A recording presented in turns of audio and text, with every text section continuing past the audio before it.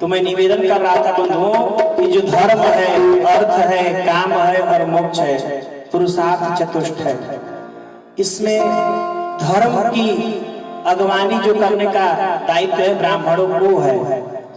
बड़ा पहले करके दिखाएगा तो छोटा उसका अनुसरण करेगा। लेकिन यदि ब्राह्मण ही धूम्रपान में लीन हो जाए, ब्राह्मण ही है जो कुमारगामी हो जाए, तो ब्राह्मण संसार को क्या शिक्षा देगा, संसार को क्या आचरण देगा? फिर लोग तो यही कहेंगे कि जब ब्राह्मण देवता कर रहे हैं तो स्वर्ग नरक का बखान तो वही करते हैं, तो जब नरक जाना होता है थोड़ी ना वही कर्म करते हैं। तो पंडित जी कर रहे हैं तो सब ठीक है, हम भी कर सकते हैं। इसलिए ब्राह्मण को धर्मोचित वेद विहित कर्म करना चाहिए। वेद प्रोचित धर्म अधर्म तद विपर्यय। वेदों में जो कहा गया है, पुराणों में जो कहा गया है वही धर्म है बंधुओं, और उसके विपरीत कार्य करेंगे तो वो अधर्म है। इसलिए ब्राह्मणों को वेदोचित कर्म करने चाहिए, शास्त्रों में जो बताया गया है उसको करना चाहिए। धूम्रपान से बच करके रहना चाहिए, कुसंग से बच करके रहना चाहिए, क्योंकि विप्र को देख करके, बड़े को देख करके छोटा शिक्षा लेता है, तो ब्राह्मण को ही देख करके क्षत्रिय, वैश्य और शूद्र अन्य जो 3 वर्ण है शिक्षा लेते हैं, और जैसा ब्राह्मण करता है वैसा ही वो भी करते हैं। और आज यही कारण है, ब्राह्मण पथ भ्रष्ट हो गए तो कई पंथ कई धर्म बनने लगे। यही कारण है, ये ब्राह्मणों की कमी है, ब्राह्मणों की गलती है, और ये गलती अब सुधरने वाली भी नहीं है। लेकिन एक चीज तो है, आजकल तो नारा भी चल रहा है, बटेंगे तो कटेंगे। इसीलिए मैं तो यही कहूंगा हिंदुओं कि आप जो है संगठित रहिए, क्योंकि संगठन में ही शक्ति है। अकेले लकड़ी को तो कोई भी तोड़ देता है, लेकिन वही लकड़ी जब संगठित हो जाए तो उसको तोड़ने में पसीना छूट जाता है। लेकिन लोग कहते हैं कि अरे सनातन धर्म में बड़ा भेद है, बटे हुए हैं लोग, ब्राह्मण क्षत्रिय वैश्य शूद्र 4 वर्गों में बटे हुए हैं। ये हम बटे नहीं हैं, ये हमारी व्यवस्था है। बांट तो लोगों ने दिया, ये हमारा व्यवस्था है कि हम ये जो ब्राह्मण है वो ये कर्म करेगा, क्षत्रिय जो ये कर्म करेगा, वैश्य है जो ये कर्म करेगा, और शूद्र जो है ये कर्म करेगा। और बंधुओं में बता दूं, भगवान ने नहीं ये व्यवस्था बनाई, ये व्यवस्था इंसान ने बनाई। जब वर्णाश्रम व्यवस्था का निरूपण कर रहे थे तो हमने अध्ययन किया कि भगवान कहे हैं सदा चरणे गिरता, एक उपदेश दिए, तो ब्राह्मण ने इसका अर्थ लगाया सदा आचरणे निरता, मतलब सदा आचरण में निरत रहिए। और क्षत्रियों ने अर्थ लगाया सदा चरणे निरता, सदा रण में निरत रहिए। वैश्यों ने अर्थ लगाया सदा चरणे निरता, सदा चरण से निरत रहिए, मतलब व्यापार के लिए घूमते रहिए। और ये बनावटी नहीं है, भागवत में इसका प्रमाण मिलेगा। और शूद्रों के लिए कहे सदा चरणे निरता, मतलब शूद्र अर्थ लगाया कि सदा चरणों में, मतलब सेवा में रत रहिए। तो भगवान ने उपदेश 1 दिया, लोगों ने अर्थ 4 लगा लिए, और उत्तम ही अर्थ लगाया। इन चारों चीज की आवश्यकता थी, लेकिन आज उसी का आश्रय लेकर के लोग भड़काते हैं चतुर्थ वर्णों को, बताओ तुम लोग की कोई पूछ ही नहीं है। अरे हम लोग भेद करने वाले नहीं हैं, लोगों ने हमको फोड़ दिया। और आजकल तो लोग ना फेक आईडी बना करके, विधर्मी जो हिंदू भी नहीं है, ऐसे विधर्मी फेक आईडी बना करके और हिंदुओं को फोड़ने का काम करते हैं। तो बंधुओं इतना याद रखिए, अगर आप एकजुट रहेंगे तो किसी में क्षमता नहीं है कि आपको तोड़ दे। लेकिन जहां हमारी एकता और अखंडता में कमी आई, तहां कोई भी आएगा और हमारा विध्वंस करके, हमारा नाश करके चला जाएगा। अरे किस धर्म में भेद नहीं है, केवल हमारे हिंदू धर्म में थोड़ी भेद है, मुसलमानों में भी देख लीजिए, शिया है, सुन्नी है, और उसमें भी पठान है, और क्या क्या है, उसमें भेद तो वहां पर भी है। लेकिन जब बात आती है इस्लाम की, तो सब इस्लाम के झंडे के नीचे एकत्रित होकर के खड़े हो जाते हैं मजबूतता से। लेकिन जब हमारे धर्म पर संकट आता है तो लोग कहते हैं कि बहुत पंडित जी तो अब वही देखेंगे, ब्राह्मण क्षत्रिय वही देखेंगे, हमारा क्या काम है। तो एक बात याद रखो, धर्मो रक्षति रक्षित, जब धर्म रहेगा तभी तुम्हारी भी रक्षा हो सकती है। इसलिए धर्म पर अड़े रहो, धर्म से पीछे हटोगे तो फिर तो योगी जी का जो नारा है बटोगे सो कटोगे, कटना ही पड़ेगा। लोग तो यही नीति अपना रहे हैं कि इनको बांट दो उसके बाद से काट दो। तो सावधान हमको रहना पड़ेगा, हमको बटना नहीं है और कटना नहीं है। हम निवेदन कर रहे थे कि ब्राह्मण धर्म का प्रतिनिधित्व करता है, इसीलिए ब्राह्मण को धर्म के अनुकूल आचरण करना चाहिए, धर्म के विपरीत आचरण नहीं करना चाहिए। और धेनु जो है गौ माता, आज गौ माता बिसरा दी गई है, गौ माता विचरण कर रही है। ये गौ माता अर्थ का प्रतिनिधित्व करती है, धन का। पहले जिसके पास जितनी गैया थी बंधुओं उतना धनवान माना जाता था।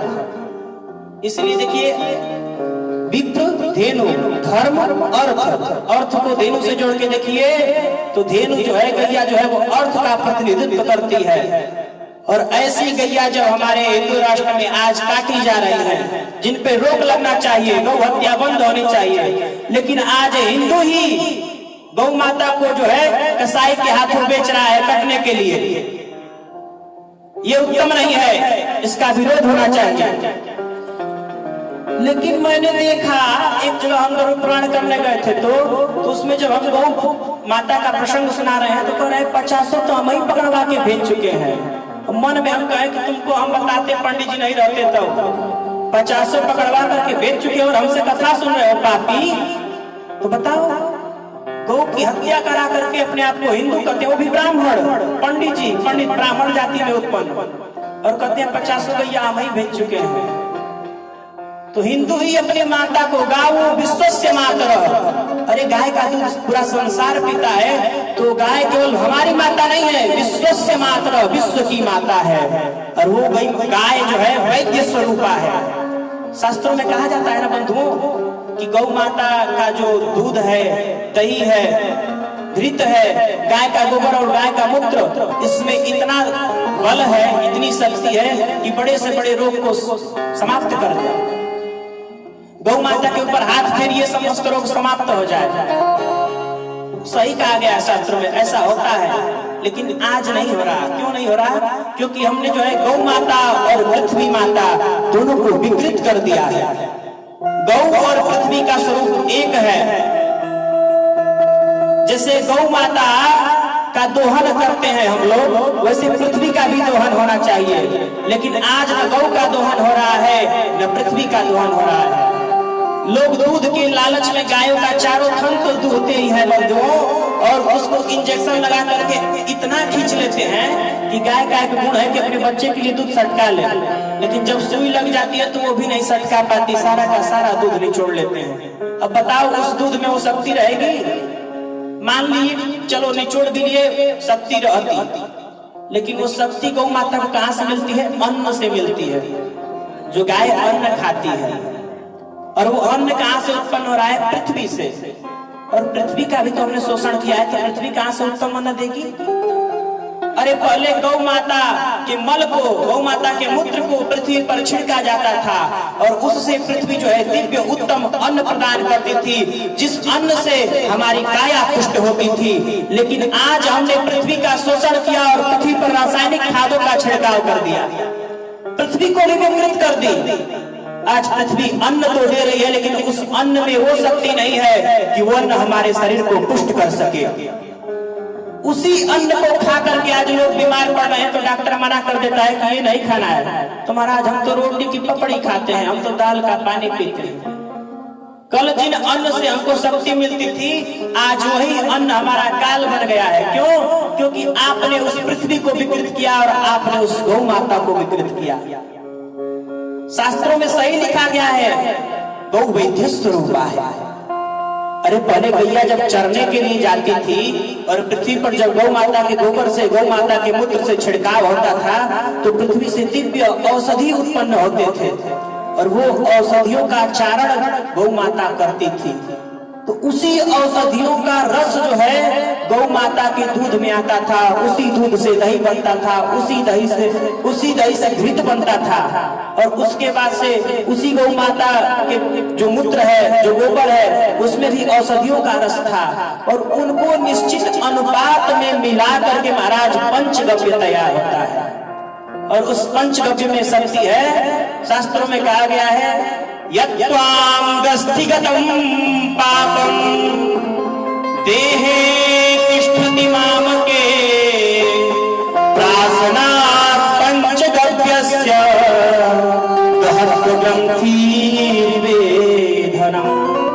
बंधुओं, उस पंचगव्य के प्राशन मात्र से अस्थियों के भीतर, ग्रंथियों के भीतर भी कोई दोष था, कोई रोग था, वो समाप्त हो जाता था। गौ माता ऐसी थी।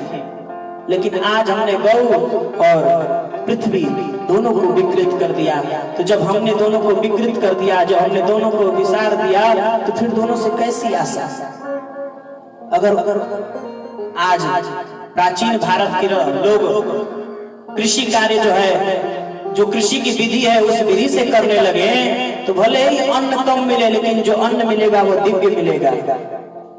और जिस पद्धति से पहले गैया पाली जाती थी उस पद्धति से गौ पालन होने लगे, तो गौ पालने का प्रभाव ये रहेगा कि जो गौ का स्वामी है वो निरोगी काया उसकी रहेगी। और प्रथम धन तो यही है बंधुओं, प्रथम धन निरोगी काया, और दूसरा धन जो है घर में हो माया, घर में माया।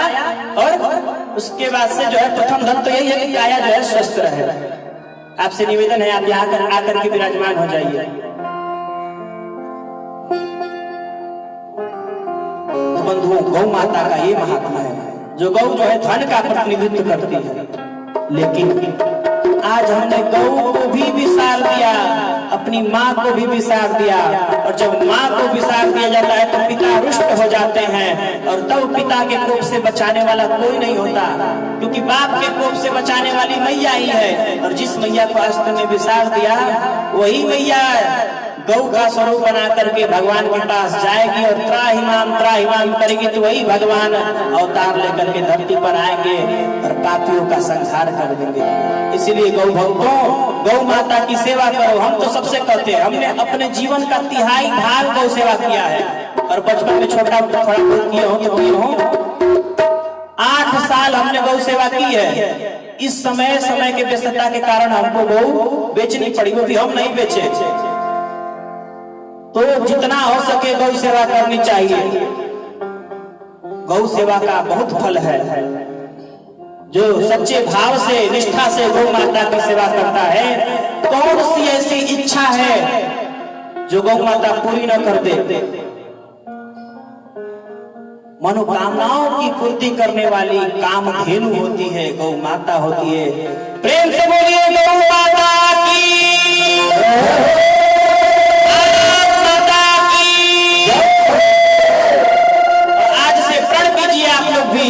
जितना सामर्थ्य होगा हमारे शरीर में, अपने शरीर के सामर्थ्य से हम भी जहाँ कहीं भी गौ माता पर अत्याचार होगा, हम गौ माता के ऊपर अत्याचार होने से रोकेंगे।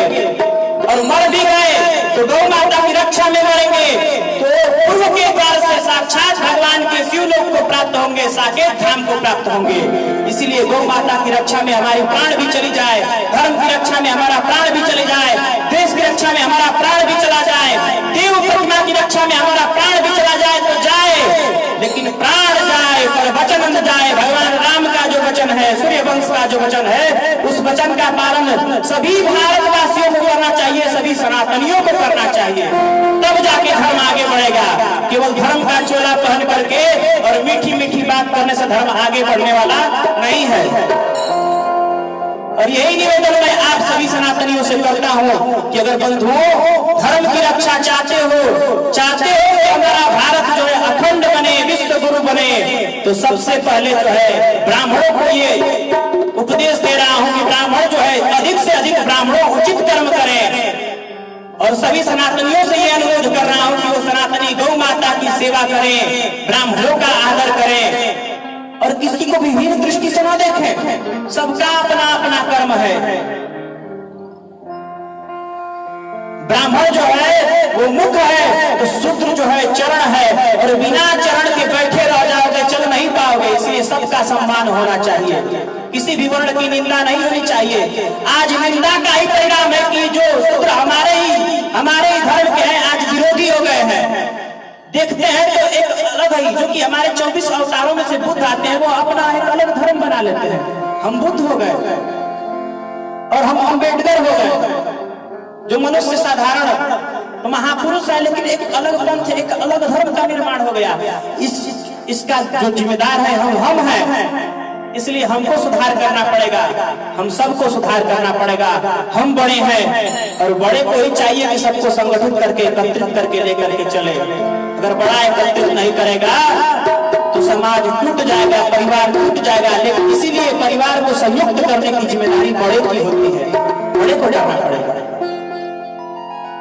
बालक तो छोटा होता है, छोटे को तो कोई मूर्ख बना लेगा। अरे आओ हमारे, तो आज मैं देख रहा हूँ सब धर्म परिवर्तन करा रहे हैं, और करा किसका रहे हैं? वही जिनको हमने विसार दिया, मूर्ख बना देते हैं। ऐसा करो और वो परिवर्तित हो जाता है। इसीलिए कह रहा हूँ हिंदियों, अब भी समय है, जाग जाओ। और जब आप भी नहीं जाग सके, आज भी सोते रहे, तो फिर जिंदगी भर सोते ही रह जाओगे, जागने का अवसर नहीं मिलेगा। इसीलिए उठो, जागो और श्रम करो, अपने धर्म को आगे बढ़ाओ, क्योंकि धर्मो रक्षति रक्षित। धर्म की रक्षा करोगे, धर्म पर चलोगे, तभी वही धर्म तुम्हारी रक्षा करेगा। आज से नहीं, आदिकाल से जो धर्म का अनुसरण किए हैं, धर्म पर चले हैं, बड़े बड़े असुर राक्षस भी उनका कुछ नहीं बिगाड़ सके। रामायण काल में देख लीजिए, इतने बड़े बड़े भयंकर राक्षस थे, लेकिन जो तप में निष्ठ थे, उन ऋषियों को कौन मार सकता था? उनके पास ब्रह्मदंड था, अपने तप की शक्ति थी। दम है तो रावण आ जाए विश्वामित्र के पास, दम है तो रावण आ जाए परशुराम के पास, डर के भागते थे सब कि कहीं पाला ना पड़ जाए। इसीलिए विप्रो तप बल विप्र सदा बलियारा, साधना करो, तप करो, और जब तप साधना करोगे, साधना से, उस तप से तुम्हारे अंदर ऐसी शक्ति आएगी कि तुम सृष्टि का भी निर्माण कर सकते हो, ब्रह्म पद को भी प्राप्त कर सकते हो। प्रेम से बोलिए भारत माता की जय हो, भगवान की जय। जय श्री राम, जय श्री राम। ये महात्मा है। इसीलिए हमको जो सत्कर्म बताया जाए कथा में, वो करना चाहिए, और दूसरों को भी जगाना चाहिए जो सो गए हैं।